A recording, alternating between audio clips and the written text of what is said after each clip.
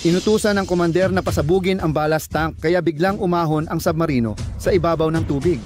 May malakas na banggaan na yumanig sa barko, itinapon ang mga pasahero nito sa sahig at halos nahati ng buo ang bangkang pangingisda ng estudyante. Noong 2000 at isa ang mataas na paaralan ng pangisdaan ng Uo Jima sa Ehime ay nagplano ng 74 araw na training trip para sa mga estudyante. 74 na araw silang nasa dagat sakay ng Ehemaru habang nag-aaral ng mga asignaturang pandagat. Ang Ehemaru ay isang 58 metrong pampamahalaang barkong pangisda. Kasabay nito sa Hawaii, ang United States Navy ay nagpaplano ng isang programa para sa mga natatanging bisita na sasakay sa barko. Kasama sa programa ang pag-imbita ng sibilyan na sumakay sa nuclear submarine para maranasan ang kakayahan nito. Ang United States ship Greenville ang napili para sa misyong ito. Ito ay may sukat na 110 metro ang haba, 10 metro ang lapad at 10 metro ang lalim, halos doble ng laki ng Ehemaru. Noong ika-10 ng Enero 2000 at isa naglayag ang Ehemaru mula sa Uo Jima Fisheries High School. Pinamumunuan ang paglalakbay ni Kapitan Hisao Onishi, isang marinero na may 40 taon ng karanasan. Sakay ng Ehemaru ang 20 tripulante, 13 estudyante at 2 guro.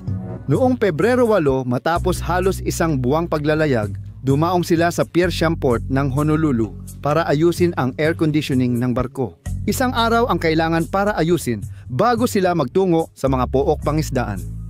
300 nautical miles sa timog ng Oahu. Handa na ring maglayag ang United States ship Greenville.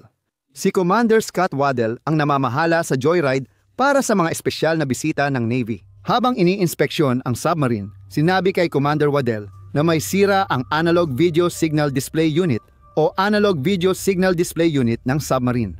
Ang Analog Video Signal Display Unit ay monitor sa control room na nagpapakita ng mahahalagang impormasyon mula sonar. Pinag-isipan ni Commander Waddell ang mga opsyon at nagpasya na hindi mahalaga ang display unit sa joyride. Noong 07:57 ng Pebrero 2000 at isa umalis ang United States ship Greenville sa Pearl Harbor na may 106 na tripulante at 16 na bisita. Naglayag ang United States Navy Nuclear-Powered Attack Submarine sa Timog, Oahu, Hawaii para sa Distinguished Visitor Cruise, inisyatibo ng Navy na isama ang mahahalagang sibilyan tulad ng politiko, mamamahayag at leader ng negosyo sa joyride sa nuclear submarine. Ipinapakita ng Navy sa kanila kung ano ang kayang gawin ng kanilang mga submarine upang maiparating ang mensahe na ganap na kontrolado ng United States Navy ang mga karagatan ng mundo. Ang Greenville ay isang makabagong submarine na handang makipagdigma, gawa gamit ang pinakabagong stealth technology at armado ito ng matitinding sandata. Ginawa ito para makatawid sa karagatan ng hindi napapansin. Para mapatakbo ang makinang pandigma, isang sanay na grupo ng submarinero ang gumagawa ng mahirap na trabahong may kakaibang kasanayan. Ang nabigasyon ang pinakamahalagang aspeto ng araw-araw na paglalayag at ipinagmamalaki ng mga tripulante ang kanilang kakayahan sa nabigasyon. Dahil hindi sila makasilip sa labas para makita kung saan sila papunta, umaasa lang sila sa teknolohiya tulad ng sonar para mag-navigate. Ginagamit nila ang teknolohiyang iyon para makagawa ng larawan ng kapaligiran, pati lokasyon ng mga sasakyang pandagat sa ibabaw at ilalim ng tubig. Paglabas sa daungan, ang submarino ay pinapatakbo mula sa tulay sa ibabaw ng sail. Sa 30 lumipat ang mga tripulante at bisita sa control room, kung saan unang naranasan ng mga bisita ang high-tech na command center. Sa mga susunod na oras, sila ay maglalayag patimog papunta sa bukas na dagat patungo sa itinakdang lugar para sa mga bisita. Pagdating nila sa kanilang operations area, bandang kalagitnaan ng umaga, pinalubog ng mga tripulante ang submarino hanggang 70 metro ang lalim. Nang mag-alas 11, inihanda nila at pinalubog ang submarino hanggang 215 metro. Sinuri nila ang kondisyon ng submarino sa ganoong lalim. Tapos lumubog pa sila sa mas malalim na bahagi. Tinatago ng United States Navy ang pinakamalalim na nararating ng submarino nila. Nagtagal sila sa lihim na lalim ng 30 minuto bago ibinalik ang Greenville sa 200 metro. Alas 11:43 pinalitan ang watch crew sa control room. Ang mga submarino ay may crew na naka-duty sa watch at ang opisyal ng deck ang namumuno. Iba-iba kada watch ang taong ito, pero laging senior officer ang naka-assign. Ang deck officer ang namamahala sa lahat ng galaw ng barko, maliban kung ang commanding officer ang magdesisyon na mamahala. Si Teniente Michael Cohen, pangunahing katulong sa propulsyon ng submarine, ang pumalit bilang opisyal ng deck. Ang pagkakaroon ng maaasahang impormasyon sa nabigasyon ang pinakamahalagang bagay para sa opisyal na namumuno sa isang submarine. Para makatulong sa nabigasyon, umaasa ang opisyal ng deck sa sonar at sa mga fire control team. Sa Greenville, ang sonar team ay nasa isang hiwalay na silid sa unahan ng control room sa kanang bahagi ng barko. Ginagamit nila ang sonar para matukoy ang mga kontak na malapit sa submarino at bantayan ang galaw nito. Ang mga kontak ay mga sasakyang pandagat sa ibabaw o ilalim ng tubig na kailangang bantayan. May pintuan na nag-uugnay sa sonar room at sa control room. Ang Analog Video Signal Display Unit ay video display sa control room na nagpapakita ng contact data mula sa sonar room para sa opisyal ng deck. Ito ang display na hindi gumagana. Sa kanang bahagi ng control room, katabi ng pinto sa sonar room, matatagpuan ang Fire Control Station. Sa Fire Control Station, ang Fire Control Technician ang nagmo-monitor ng distansya, direksyon at bilis ng mga contact na natukoy ng sonar team. Ipinapakita ang kanyang datos sa mga monitor ng Fire Control Station. Ang Fire Control Technician din ang namamahala sa Contact Evaluation Plot, isang malaking papel na chart sa dingding sa harap ng periscope stand. Ipinapakita ng Contact Evaluation Plot ang lokasyon ng submarine kaugnay ng mga contact sa malaking papel na display na ito. Dahil hindi gumagana ang Analog Video Signal Display Unit, ang Contact Evaluation Plot ang pinakamagandang visual na reference para sa crew ng tulay. Sa 12:00, umalis ang Ehem Maru sa Pier Siyam, Honolulu. Ang Greenville ay naglalayag patimog sa 10 knots 200 metro ang lalim. Ang opisyal ng nagbabantay, si Teniente Cohen sa Greenville, ay pinauupo ang mga bisita sa mga kontrol at nagpaputok siya ng mga bugso ng tubig mula sa mga torpedo tube para sa kanilang aliw. Hindi nagtagal matapos ang tanghali, nasa 10 milya timog ng Oahu ang Greenville sa kanilang operasyon para sa mga bisita. Mababa ang trapiko ng mga barko, kaya ligtas itong lugar para subukan ang kakayahan ng submarino.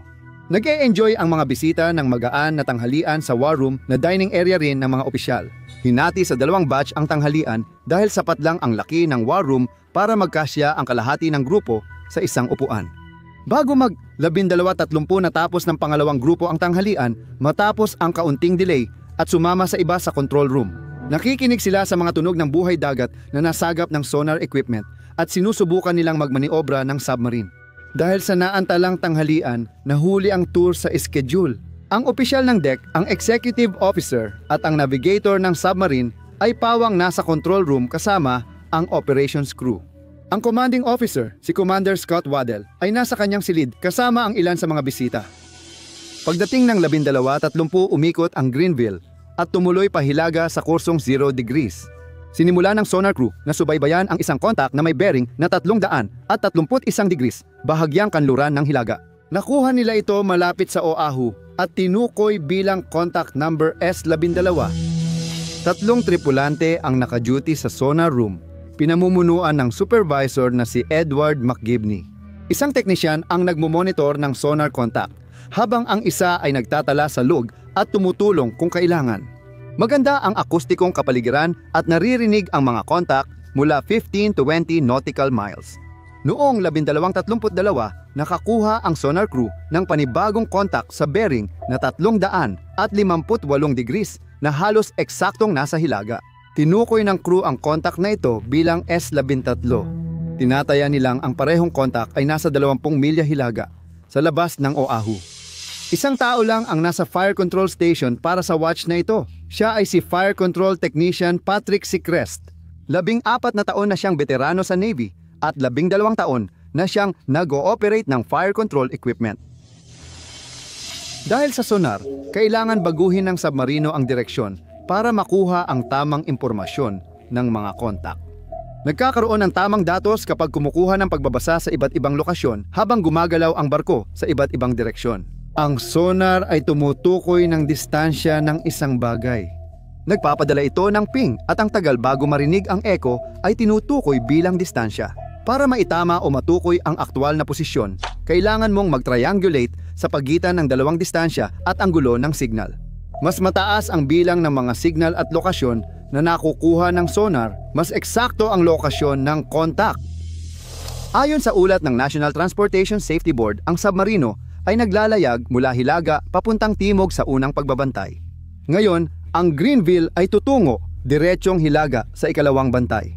Nagbago lang sila ng direksyon noong 12:40 nang utusan ni Teniente Cohen ang baffle clear. Ang baffle clear ay kapag iniikot ang submarino para makuha ng sonar ang mga kontak sa likod ng submarino na hindi naaabot ng sonar readings.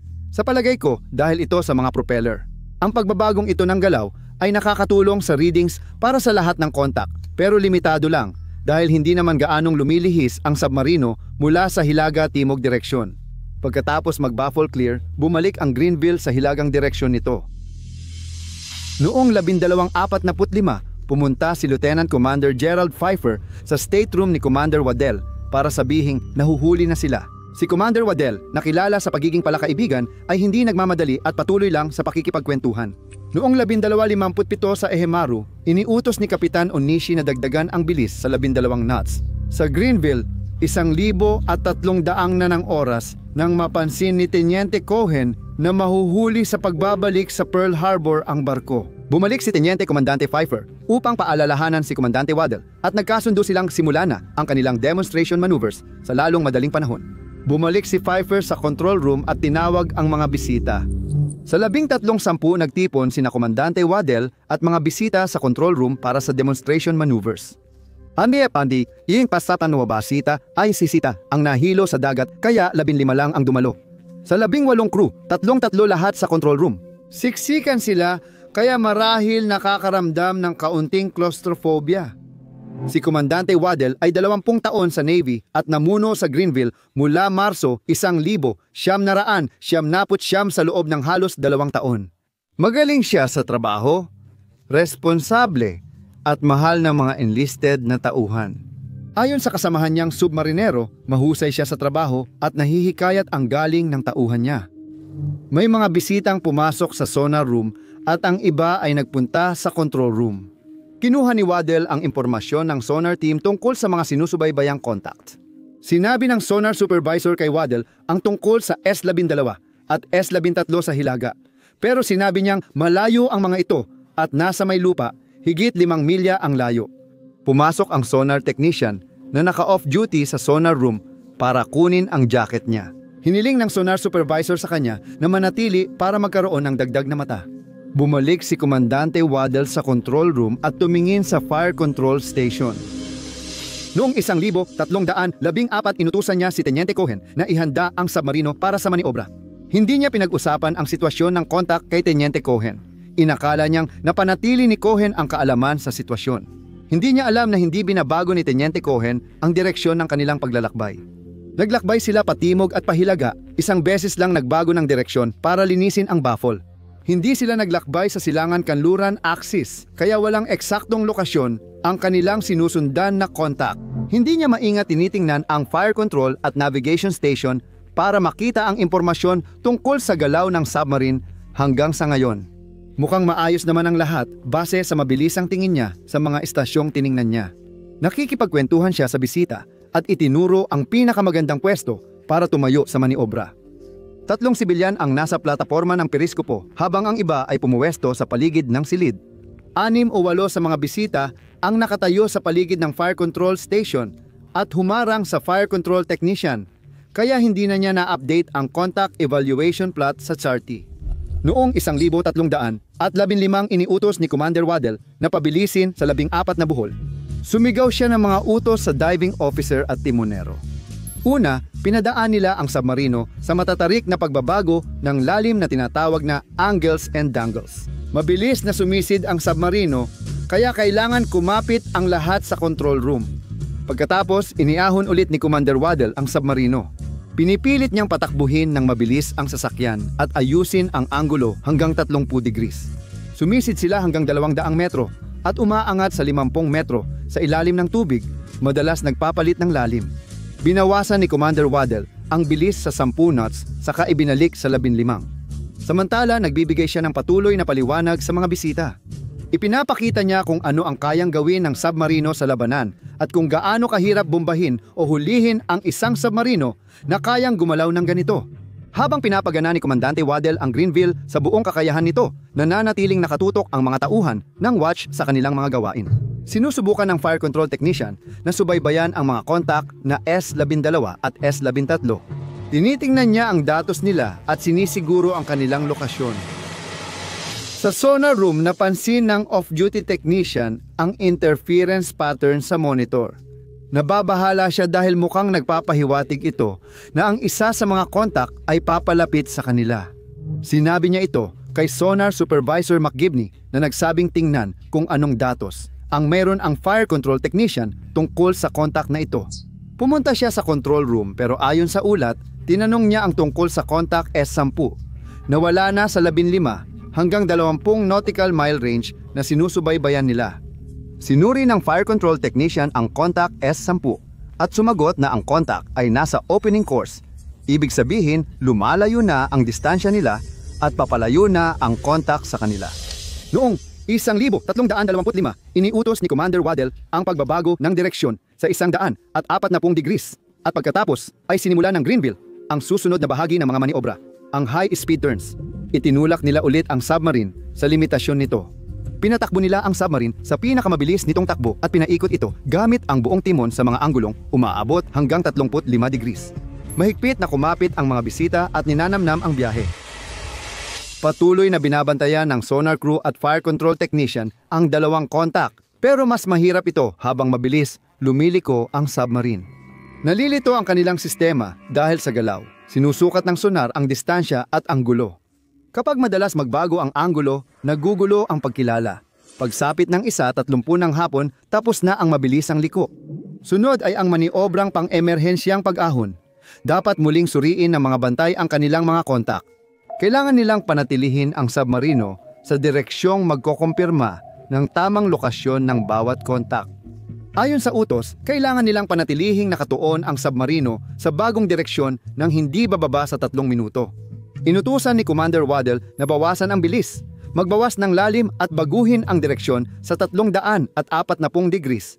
Binago ng submarino ang direksyon at pinanatili ito ni Commander Waddell ng mga 90 segundo. Patuloy ding nagbabago ang bilis at lalim ng submarino na malamang ay nagpapahirap para sa sonar team at sa fire control technician. Nananatili lamang ito sa tuwid na direksyon na may pare-parehong lalim at bilis sa loob ng mga 20 segundo. At ang bagong direksyon na 340 degrees ay hindi naman malaking pagbabago mula sa dating diretsong hilaga na 0 degrees. Ang pagliko ng 90 degrees papuntang silangan o kanluran ay magbibigay ng mas magandang anggulo para maitala ang posisyon bago bumalik sa hilaga. Bago iutos ang emergency ballast tank blow, magsasagawa muna sila ng periscope sweep para matiyak ang kaligtasan ng paligid. Inutusan ni Komandante Waddell na bawasan ang bilis sa 10 knots at inatasan si Teniente Cohen na maghanda para sa periscope depth. May mga utos na kailangang sundin ni Cohen at aabutin siya ng hindi bababa sa 8 minuto para maghanda sa periscope depth. Kailangan nila ng oras para masigurong tama ang impormasyon tungkol sa kanilang kontak. Sinabihan siya ni Commander Waddell na maghanda sa loob ng 5 minuto. Kadalasan, ang pagpunta sa periscope depth ay nangangahulugan ng pagbabago ng direksyon para mas tama ang mga kontak. Dapat ding talakayin ni Cohen ang contact situation kasama ang sonar team at fire control technician. Kung duda sila sa kontak, pwede nilang iliko ang submarino hanggang makasiguro. Maaaring umaasa si Teniente Con sa 8 minutong ito simulat sa pool. Sa sonar room habang mabilis ang liko, napansin ng broadband stack operator ang mataas na signal-to-noise ratio ng contact S-13. Baguhang submarinero siya na di pa kwalipikado. Iniulat niya kay Sonar Supervisor McGibney ang pagtaas ng signal-to-noise sa contact S-13. Tumayo si McGibney at lumapit sa control room door. Ayon sa broadband operator, pinag-uusapan ni McGibney ang contact S-13 kasama ang fire control technician at ang technician na off-duty pero nasa fire control station pa rin. May ibang paksa siyang tinatalakay sa kanila. Nang tanungin si McGibney, Sonar Supervisor, sinabi niyang hindi niya maalala kung may nagsabi tungkol sa pagtaas ng signal to noise para sa S-13. Pumunta si Lieutenant Commander Pfeiffer sa sonar room para tingnan ang contact bago dalhin ang submarine sa periscope depth. Pumasok sa sonar room ang technician mula fire control station kahit hindi naka-duty. Pinag-usapan ng technician, broadband stack operator, at ni Lieutenant Commander Pfeiffer ang pagtaas ng signal to noise ratio. Sandaling nag-isip si Pfeiffer. Kapag mabilis ang takbo ng isang submarino, maaari nitong maapektuhan ang signal to noise ratio. Makatwirang paliwanag ito sa nababasa nila o baka mas malapit ang contact kaysa akala nila. Iniuugnay ni Pfeiffer ang pagtaas ng signal to noise ratio sa mga abala dulot ng mabilis na mga manobra at tinanggap ng technician na naka-off duty ang kanyang paliwanag. Iniutos ng commanding officer ang 120 degree na pagbabago ng direksyon para malinis ang baffles. Huling pagkakataon na ito para sa sonar crew at fire control technician na malinaw makuha ang kanilang mga contact. Habang binabago ng submarino ang direksyon, nakuha nila ang bagong contact na tinawag na S-14. Kulang ang impormasyon mula sa sonar para sa contact na ito at hindi gaanong kumpiyansa ang fire control technician tungkol sa lokasyon nito. 1 minutong pagbabasa lang mula sa isang anggulo ang meron sila. Iniisip pa rin nila na malayo ang S-12 at S-13 at sinabi ng fire control technician na sa tingin niya ang S-14 ang pinakamalapit sa lahat ng contact pero wala siyang gaanong impormasyon tungkol dito kaya nagpasya siyang bigyang prioridad ang S-14. Noong 1337, mga 1.5 minuto matapos baguhin ng Greenville ang direksyon sa 120 degrees, iniutos ni Waddell na paakyatin ang submarine sa periscope depth na 18 metro. Nagmadali ang fire control technician para matukoy ang lokasyon ng S-14. Sinisikap niyang laging updated ang display monitor para sa mga contact at maayos na makuha ang bago. Naninervous siya sa pag-update ng impormasyon bago ang deadline. Lumabas ang bagong datos ng S-13 sa fire control system monitor niya. In-update niya ang direksyon ng S-13 papalapit sa Greenville at binago ang distansya mula Siam na milya papuntang 23 milya. Kailangan niyang sabihan ang deck official kapag may contact na mas malapit sa 23 milya, pero mabilis ang mga pangyayari sa isang masikip na silid. Ramdam ng fire control technician ang pagmamadali at may mabigat siyang dahilan. Alam natin na may pagtaas ng ingay sa sonar reading na hindi pinansin. Hindi pa nakalayo ang submarino sa iba't ibang anggulo para ma-plot ng tama ang lokasyon. Hindi natin alam kung nakakakita na ng bagong datos ang fire control technician o naglalagay lang ng maling impormasyon dahil nagmamadali. Noong 1,338 ang Greenville ay nasa periscope depth. Mabilis na gumamit ng periscope si Teniente Cohen para mag-low power na paghahanap. Natapos niya ang 3 mabilis na ikot sa low power mode at inanunsyo na walang malapit na contact. Sunod, karaniwan niyang gagawin ang mas detalyadong paghahanap gamit ang periscope sa high power mode.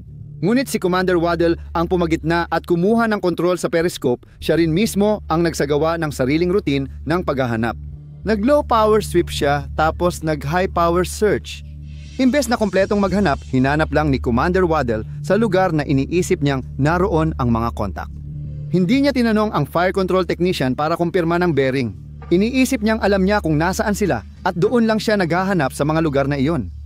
Nakakita siya ng tuktok ng bundok sa Oahu pero hindi niya makita ng maayos ang isla dahil sa puting ulap. Inikot niya pakanan ang kanyang tanaw. Nakakita siya ng eroplano na lumilipad mula sa paliparan tapos inikot pa niya pakanan ang kanyang tanaw hanggang sa tingin niya ay sapat na at wala na siyang ibang nakita. Sinabi niyang walang tao sa baybayin. May maliit na sorpresa ngayon ang commander para sa mga bisita.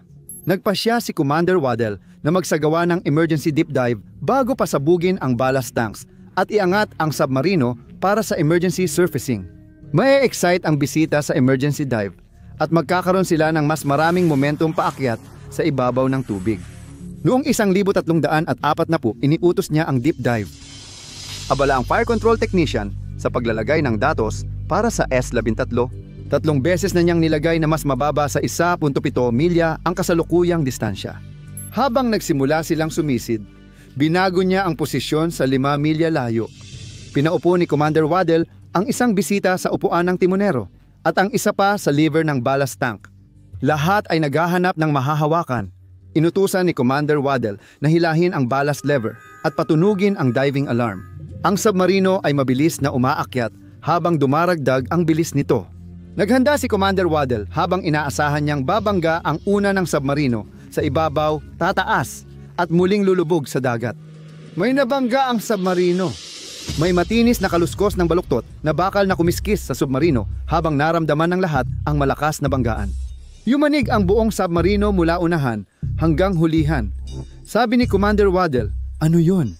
Takot at pagkataranta ang bumalot sa control center. Nasa gitna sila ng dagat, parang nakakakulong sa isang malaking lata. Siksikan silang lahat sa control room, dikit-dikit na parang mga kuting na malulunod sa batya. Nagpipigil hininga ang lahat, umaasang di papasok ang tubig sa control room at nagtataka kung mamamatay na sila. May bagong kilig na bumalot sa loob ng submarino. Agad pumwesto ang mga mandaragat at naghahanap ng tagas sa pressure hull. Wala silang nakita. Lumubog ang sasakyang dagat para mailabas ang periscope. Sumilip si Commander Waddell sa periscope, tapos sinabi niya sa lahat na may nabangga silang barko. Halos 60 metro ang haba ng Ehemaru, isa itong malaking sasakyang dagat, pero hindi ito gawa na parang isang United States Navy attack submarine. Malaki ang Greenville at ginawa ito para sa digmaan. Mga 8 beses itong mas mabigat kaysa sa Ehemaru. Ang timon ng Greenville ay humiwa sa gitna ng Ehemaru, kung saan si Kapitan Hisao Onishi ay nasa tulay. Nagkaroon ng gasgas nang bumangga ang Greenville, tapos ay malakas na bagsak ng ihampas ng timon ang huling dagok. Naramdaman ng 35 tao sa Ehemaru ang pagyanig ng barko habang nahahati ito. Narinig ni Kapitan Onishi ang banggaan. Naramdaman niya ito at nang lumingon siya, ang hulihan ng barko ay umaangat na sa ere. Pagkatapos, lumitaw sa tubig ang harapan ng isang napakalaking submarino. Sumirit ang diesel mula sa mga ventilasyon sa kaliwang bahagi ng Ehemaru. Sa loob ng 5 segundo matapos ang banggaan, nawala ng kuryente ang Ehemaru. Tinangkang humingi ng tulong ni Kapitan Onishi sa very high frequency radio, ngunit hindi ito gumana dahil walang kuryente. Pinapunta niya ang radio operator sa labas para i-activate ang EPIRB or Emergency Position Indicating Radio Beacon. Ang submarino ay pumwesto sa tabi ng Ehemaru. Sa ikatlong palapag ng Maru, ang punong inhinyero, unang inhinyero at unang tagapaglangis ay nasa control room ng makina. Walang kuryente, madilim sa silid ng makina. Ang tubig at krudo ay mabilis na bumaha sa silid, kaya ang tagapaglangis ay pinaikot-ikot sa makina na parang nasa washing machine. Tinangay siya ng rumaragasang tubig sa silid ng makina, umakyat sa hatch ng deck at napunta sa ikalawang palapag ng barko. Sinundan niya ang liwanag at inakyat ang hagdan papunta sa bukas na deck. Hindi na niya muling nakita ang punong inhinyero o ang unang inhinyero. Sa ikalawang deck, 9 na estudyante ang bagong tapos magtanghalian nang bumangga ang Greenville. May mga nasa mess hall pa na kumakain ng tanghalian habang ang iba ay nasa mga kabina. Naramdaman ng lahat ang pagbangga ng submarine at ang pagtulak pataas sa likuran ng barko. Sumilip ang mga estudyante at nakita nilang umaagos ang tubig paakyat sa hagdan mula sa ibaba. Ilan ang nakakuha ng life jacket, ang iba hindi na inabutan. Mabilis na puno ng tubig ang pasilyo. Nagmadaling umakyat ang mga estudyante, tripulante at guro sa panlabas na deck at pumunta sa master station sa likod ng pilot house. Ang Ehemaru ay madaling lumulubog at nilalamon ng baha. Ang timon ng submarino ay nag-iwan ng malaking hiwa sa barko at wala nang pag-asang mailigtas ito. May ilang naipit sa ilalim ng deck nang tumagilid at lumubog ang barko mula sa hulihan. Ilan ang tumatalon o tinatangay ng alon palabas ng barko habang malalakas ang alon sa hulihan ng barko. May ilang umaakyat sa hagdan papunta sa pilot house para makalayo sa tubig, pero dahil sa bilis ng paglubog ng barko, 2 estudyante ang natangay mula sa hagdan. Yung mga umabot sa tuktok hindi rin nagtagal. Pagkalipas ng 5 minuto matapos ang banggaan, lumubog ng paatras ang Ehemaru. Nahila pababa ang mga estudyante, guro at tripulante kasama ng barko at naipit sa malakas na alon. Pero nakaahon sila nang lumobo ang life jacket at hinila sila pataas. Habang lumulubog ang barko, umaangat sa ibabaw ng tubig ang hangin, mga debris, tao, langis at diesel. Makapal na langis at diesel na lang ang nasa tubig, may mga takot at litong tao, pati mga debris na palutang-lutang sa paligid. Tahimik na lumulutang sa tabi ang napakalaking Greenville. Nahihirapan umakyat sa ilang automatikong life raft ang mga nakaligtas mula sa Ehemaru. Ang diesel sa tubig ay nagpapairita sa kanilang mga mata. Noong 1348, si Commander Waddell ng Greenville ay nagpadala ng distress call sa ComSub Pacific na siyang command center ng Navy para sa mga submarino sa Pasipiko. Nagpadala ang mga tauhan ng ComSub Pacific ng mga Navy helicopter at patrol boat. Pagkatapos ay inabisuhan ang Coast Guard sa Honolulu na nagpadala rin ng sarili nilang mga search and rescue vessel sa lugar ng insidente. Ang Greenville ay nagmaniobra papunta sa mga nakaligtas mula sa Ehemaru upang subukang magsagawa ng pagsagip. Ngunit magaspang ang dagat dahil sa 20 knot na hangin at halos 4 na metrong taas ng alon na bumabagsak sa pangunahing deck ng Greenville, kaya hindi mabuksan ng crew ang mga hatch sa pangunahing deck. Kailangan nilang umakyat at lumabas sa pamamagitan ng sails access trunk. Neutral ang buoyancy ng Greenville matapos ang emergency blow at mababa pa rin sa tubig. Dahil dito, umaalon ang mabigat na submarine sa dagat at nagdudulot ng malalaking alon. Aabutin ng 30 minuto bago maalis ang tubig sa ballast tank, kaya nagpasya si Commander Waddell na ilayo ang submarine sa life raft para hindi ito tumaob. Bandang 14:27, 45 minuto matapos ang banggaan, dumating ang helicopter ng Coast Guard na may 2 piloto, hoist operator at rescue swimmer. Ang helicopter ang nanguna sa pagsagip sa insidente. Pagdating ng 14:31, dumating ang rigid hull inflatable boat ng Coast Guard sa lugar. Mabilis na lumipat ang inflatable boat mula balsa sa balsa, binibilang ang tao at tinitingnan ang mga nasugatan. Nakita nila ang kapitan ng Ehemaru at isinakay sa bangka, sabay nilang tinuloy ang pagbibilang ng mga nakaligtas sa balsa. Siyam na tao mabuwapalipas, on-watch na tao ang nawawala. Bandang 14:44, dumating ang Coast Guard patrol boat at ibinaba ng helicopter ang rescue swimmer sa bangka. Kinokolekta at itinatali ng patrol boat ang mga life raft. Umakyat ang rescue swimmer sa mga life raft upang suriin ang kalagayan ng mga nakaligtas at ginagamot ang mga sugat habang siya ay nagpapatuloy. Hinuhugasan niya ng bottled water ang mga mata ng mga nakaligtas upang matanggal ang diesel. Inilipat ang mga nakaligtas sa patrol boat at nagpatuloy ang emergency medical technician sa pag-aalaga. Ipinamahagi ng mga rumisponde ang 26 na nakaligtas sa 2 bangka ng Coast Guard at bumalik sa Honolulu ng 1,615, 2.5 oras matapos ang aksidente. Nasa lugar ang Coast Guard, Navy at 2 barkong Hapon para hanapin ang 9 na nawawala sa loob ng susunod na 22 araw. Hindi naging matagumpay ang unang paghahanap sa bangkang pangisda dahil sa masamang panahon at maling ulat ng lokasyon ng aksidente. Noong Pebrero 16, 1 linggo matapos ang aksidente, nahanap ng Navy ang sirang Ehemaru sa 610 metrong lalim. Sa loob ng 2 linggo, 2 remotely operated vehicle ang nagsiyasat sa labas ng Ehemaru at ilalim ng dagat para sa 9 na nawawala. Wala silang natagpuang mga bangkay at itinigil ang paghahanap noong 2 ng Marso.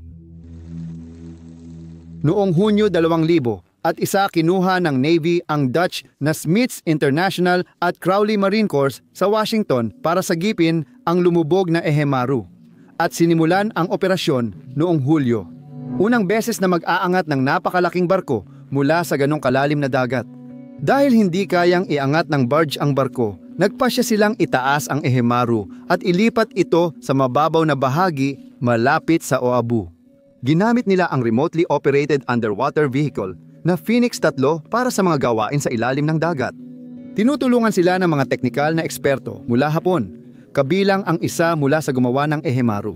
Una nilang inaalis ang palo at iba pang mga bagay sa deck ng barko na maaaring makaabala sa operasyon ng pag-angat. Noong Oktubre 5, inangat ang Ehemaru mula sa ilalim ng dagat gamit ang diving support vessel na Rockwater 2. Nakasabit 30 metro sa ilalim ng tubig ang Ehemaru habang dahan-dahang inilapit ito ng Rockwater 2 sa baybayin. Noong Oktubre 14, inilapag ang bangkay ng barko sa 35 metrong lalim, wala pang 1 nautical mile sa timog ng paliparang pandaigdig ng Honolulu. Noong Oktubre 15, sinimula ng unang grupo ng United States Navy diver ang pagsuri sa lumubog na barko. Habang nagtatrabaho sa mababa hanggang walang nakikitang paligid, 66 na diver mula sa United States at 30 Hapones na diver mula sa barkong pang-rescue ng submarino na Japanese ship Chihaya ang nagsagawa ng 500 at 26 na pagsisid sa loob ng 29 na araw para hanapin ang bangkay ng barko. Si Kapitan Onishi mula sa Ehemaru, mga kamag-anak ng ilang nawawalang tripulante at ilang opisyal ng pamahalaan ng Hapon ay nagmamasid sa operasyon mula sa mga barkong sumusuporta sa pagsisid. Na-recover ng mga diver ang bangkay ng 8 sa 9 na nawawala. 3 tripulante, 2 guro at 4 na estudyante. Hindi pa rin natatagpuan ang katawan ng ika-9 na biktima at pinaniniwala ang patay na.